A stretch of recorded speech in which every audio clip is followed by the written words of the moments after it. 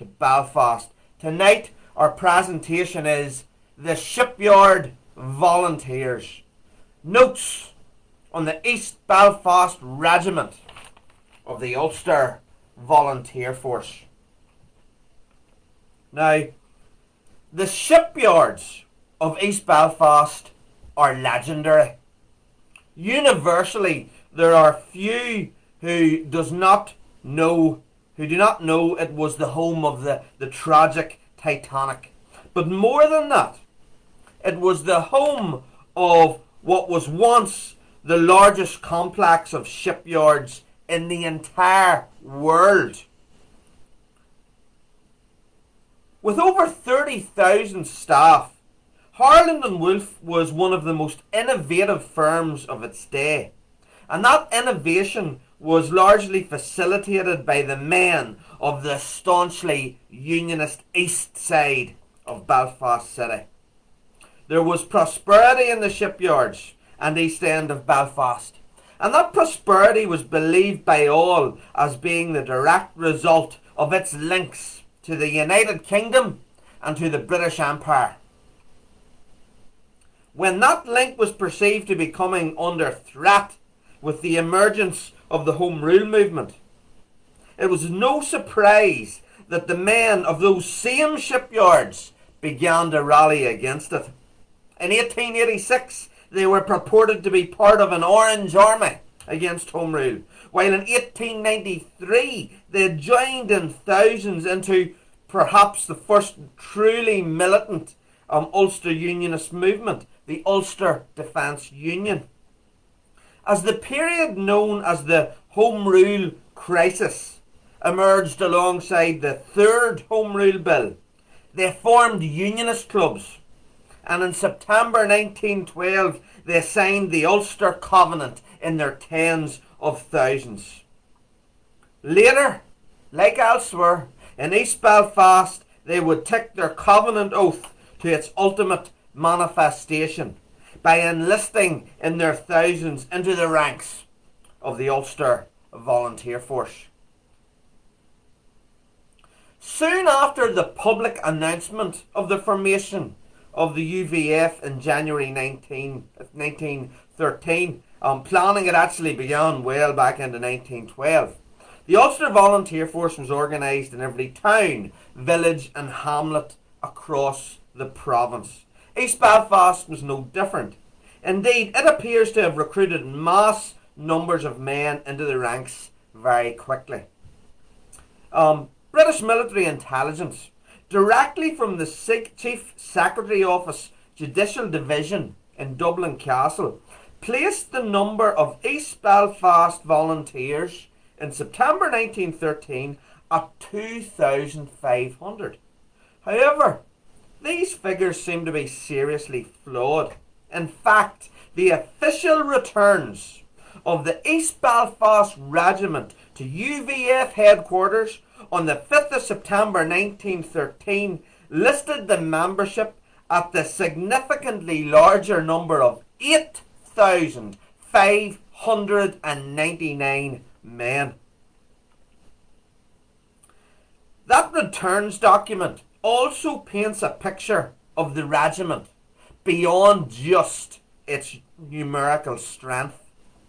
The UVF headquarters had issued a returns form entitled an O Form H2. This was its attempt to keep with normal regular military conventions. And this form was just issued to every organising district of the volunteers.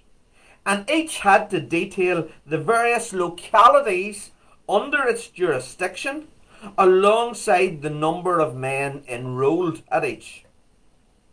The completed form of the East Belfast contingent is unique across the entire force at this point, in that it was filled in using a form of code instead of a direct geographical reference. This made the exact place of each number of men known only to the officers and those with the relevant cipher. This exercise suggests a level of militaristic sophistication expertise, but most importantly, determination in the East Belfast UVF that exceeded many other areas. In terms of the numerical strength, by August 1914, further official documents record the regiment as having in excess of 10,000 men, making it the largest in the entire Ulster Volunteer Force.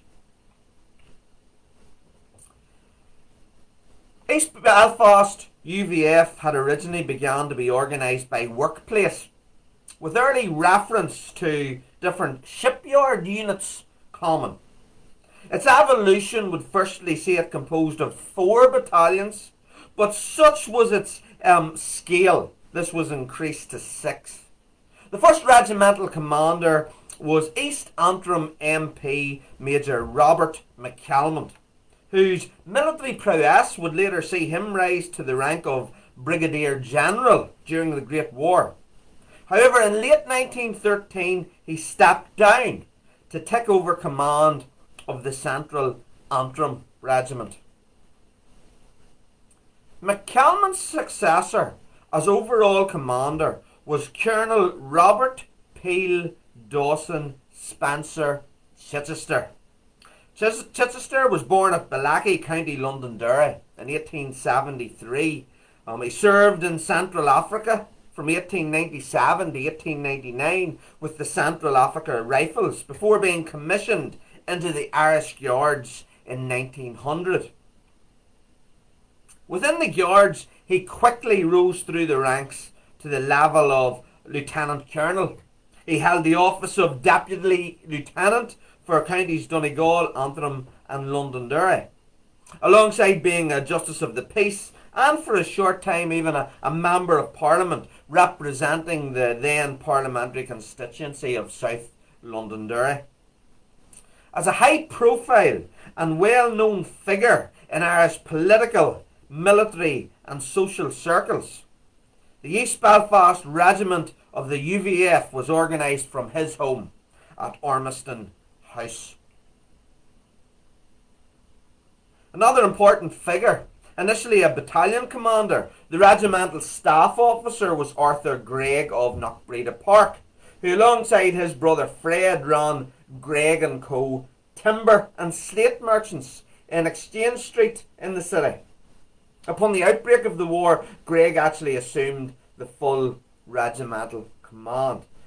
But another very famous figure was also initially a battalion commander. He was the commander of the 3rd Willowfield Battalion.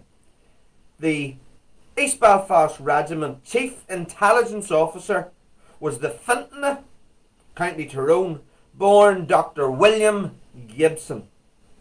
Now, after graduating as a MD, medical doctor, from the Royal University in 1882, he took up a medical practice in Mount Pottinger. That was 1885, where he actually would spend out the rest of his days, another 50 years.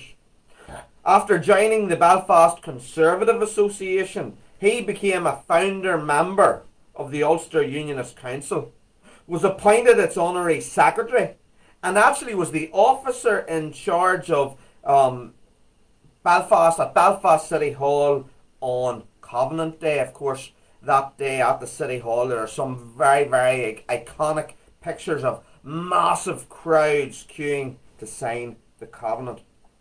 In East Belfast, he was most renowned as being a founder member of the Willowfield Unionist Club, and he was later awarded life presidency of it.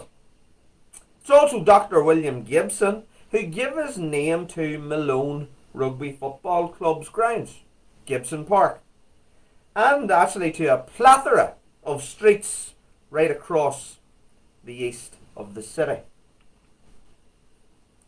Now, at the peak of the regimental strength in late 1914, the following officers were in place across 6 geographically defined battalion areas.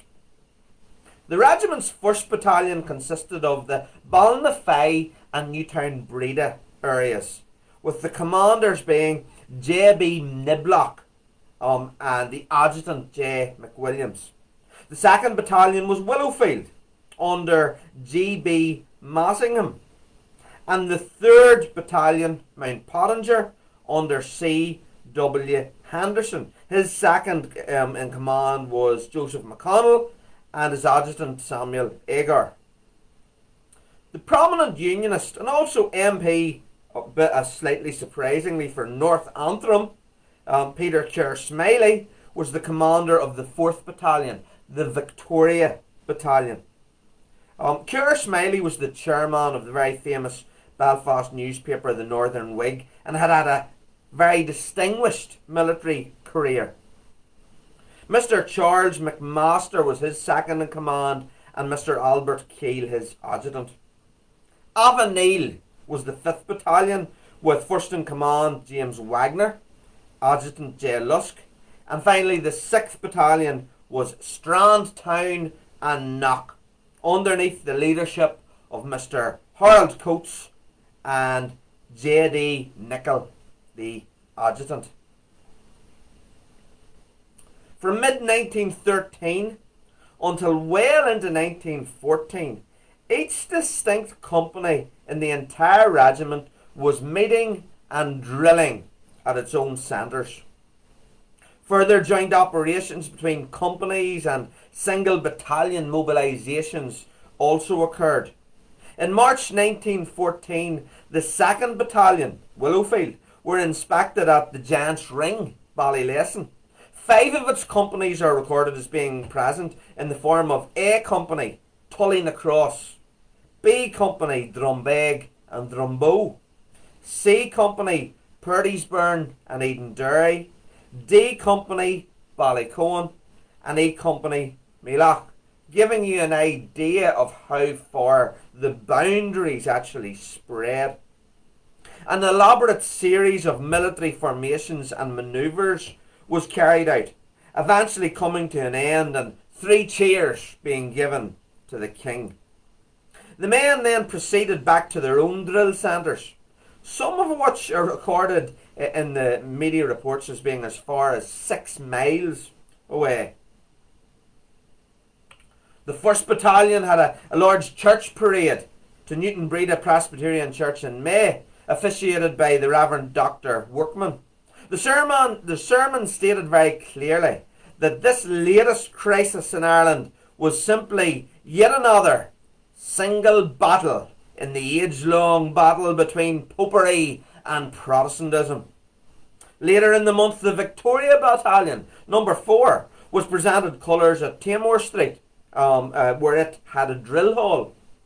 The flags being the gift to the battalion of Mr. John Dowling and a Mr. Bale. And all 400 volunteers were present to witness the ceremony, which also included Commander P. Kerr Smiley being presented with an elaborately engraved silver sword. Now, not every battalion of the Ulster Volunteers across the province were actually presented with these regimental colours. However, all 6 East Belfast battalions appear to have been the recipients of personalised, battalion-specific, battalion regimental colours. Over New Year 1914, a special camp of instruction was held for the regiment, with all battalion commanders, company commanders, half-company commanders, section leaders and squad leaders present. The week-long camp was organised totally on military lines, the goal being to ensure that all present might be better equipped for training the men under their command in the methods of up-to-date warfare. The schedule included lectures on discipline, instructions for cleaning arms, accuracy in aiming from a tripod, camp sanitation and field signals and movements. A special rifle range had been prepared for the camp, with moving and even disappearing targets. Now, arguably the regiment's finest hour took place on January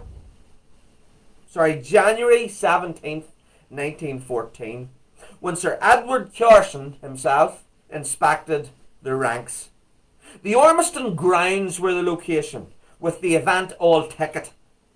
It had been made very clear in advance that no men would be permitted entrance to the grounds if they were not members of the volunteers, unless exempted by age or physical disability. A very, very laid out attempt to embarrass anyone who hadn't enlisted into the movement. Each battalion left its notified starting point across the east of the city around 3 o'clock. The 1st and 5th assembled at Bloomfield Avenue. The 2nd and 3rd also from Bloomfield, but at the Beers Bridge Road end. And the 4th and 6th moved off from the old skating rink on the Newton Ards Road. The day was policed by 130 men from the North and South Belfast Ulster Volunteer regiments. And almost all of the main UVF headquarters staff were in attendance for the proceedings. The inspection, which came in the form of a march past, was accompanied by the rescue brass band positioned on a nearby platform. And the various tunes the battalions marched past to included The Boys of the Old Brigade, The Red, White and Blue, Britannia, Pride of the Ocean, and Let the Hills Resound. Following inspecting all the troops, Edward Carson made a short address thanking the men of the East for turning out in such great numbers. The newsletter placed it at a very, very precise 3,437 volunteers.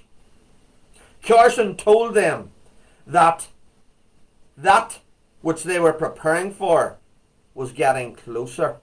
The crisis was nearing, but both his determination and that of the volunteers was growing. In a very powerful oration, Carson stated, "We shirk nothing. We ask for nothing but to remain citizens of the United Kingdom. And when the day comes, we will show that there is not a body of men that can wrench from us that which we were born to." The day was also notable for the presence, visitor from England, of the 6th Duke of Portland. And that individual was very symbolically important. An individual the papers proudly noted had a particularly unique connection with Irish loyalism, given his ancestor, the 1st Duke of Portland, actually had accompanied William III, Prince of Orange, to England.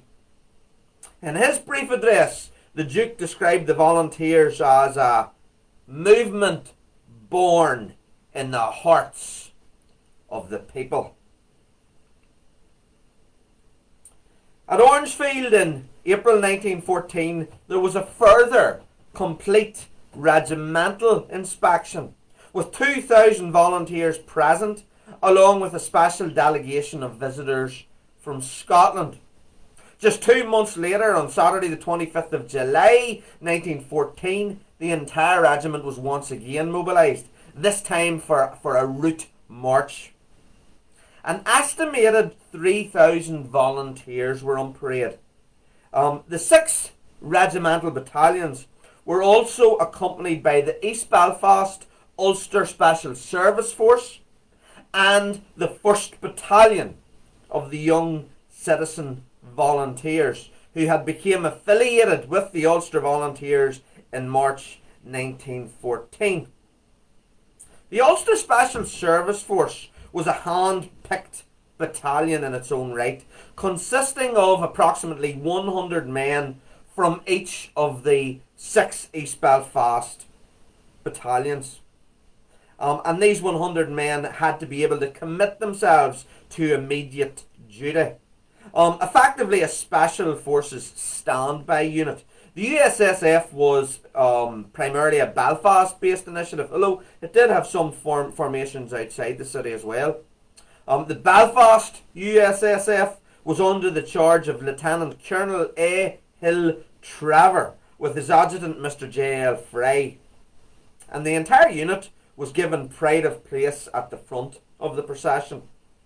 Commander of the 1st Battalion Young Citizen Volunteers was Mr. J. E. Gunning. The route march of all of these volunteers also incredibly symbolically included 2 Colt machine guns and a Maxim gun, which combined with a very large number of volunteers fully armed made an incredibly imposing spectacle.